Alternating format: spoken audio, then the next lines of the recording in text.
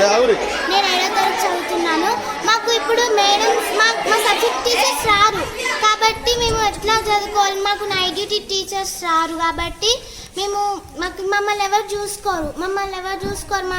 మేము లాస్ అవుతాం. ఇప్పుడు వచ్చిన న్యూ టీచర్స్ క్లాసెస్ చెప్పి వెళ్ళిపోతారు కానీ మా నైట్ డ్యూటీ టీచర్స్ ఎట్లా మేము లాస్ కామా. మేము ఎక్కడైనా కింద పడ్డా మాకేమైనా అయినా ఆధారపడ్డానికి మమ్మల్ని కూడా తీసేస్తారు. మాకు ఏమి ఆధారం అనేది ఏమి ఉండదా. మీరు ఎన్ని సంవత్సరాలు చేయబట్టి? నేను 10 సంవత్సరాలు 8 సంవత్సరాలు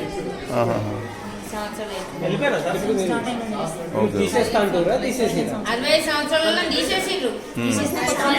మళ్ళీ సాలరీ కూడా సరిపోతలేదు 9,750. ఇప్పుడు మనం బయటకు వెళ్తే ఎన్ని ఖర్చులు ఉంటున్నాయి. పిల్లలు ఎంత గలీజ్ చేసినాడో మేము ఎంత నీట్గా చెప్తున్నాం. ఆఖరికి మనం సభల లెక్క స్వీపర్ల లెక్క ఇట్లా అవన్నీ ఎత్తి పోసుకుంటే ఇది చేస్తున్నాం. మేము మా ఆరోగ్యం కూడా దృష్టిలో పెట్టుకోక చేస్తే మాకు ఆరోగ్యానికి ఇప్పుడు అయిందా. మేము 9,000 పట్టుకోపోతే ఇంకెక్కువనే అవుతున్నాయి కానీ తక్కువ అయితే అవుతలేదు. ఇంట్లో వేసేది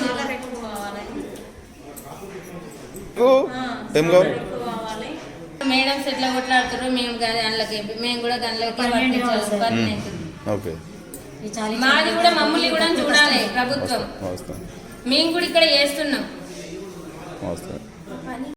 సర్వశిక్ష అభియాన్ ఉద్యోగులు కేజీబీ పాఠశాలకు చెందినటువంటి ఉపాధ్యాయులు గత 15 రోజుల నుంచి స్ట్రైక్ చేయడం జరుగుతుంది.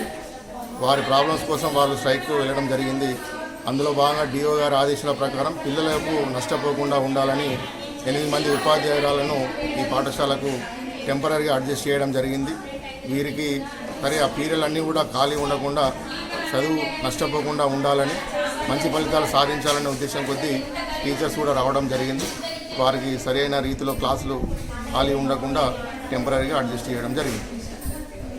పిల్లలు టీచర్స్ స్ట్రైక్లో ఉన్నారు కాబట్టి వాళ్ళు స్ట్రైక్ అయిపోయిన తర్వాత పిల్లలు కోరుకున్నట్టు వాళ్ళ టీచర్స్ వాళ్ళు స్ట్రైక్ అయిపోయిన తర్వాత రావడం జరుగుతుంది. వాళ్ళే రావాలని పిల్లలు డిమాండ్ చేస్తున్నారు. వాళ్ళు స్ట్రైక్లో ఉన్నారు కాబట్టి వాళ్ళు రాలేదు ఇప్పుడు.